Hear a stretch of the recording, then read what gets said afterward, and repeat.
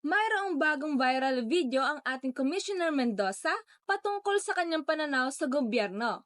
Tignan natin.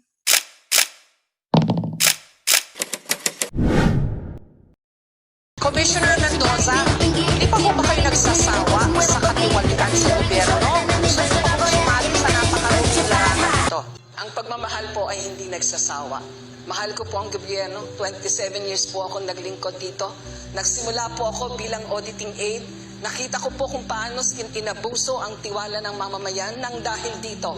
Muli akong sasabak sa hindi kagandahang aspeto ng trabaho at ipapakita natin marapat tayong pagkatiwalaan at hindi lahat ay magnanakaw sa loob ng pamahalaan. O kayo, anong pananaw nyo rito?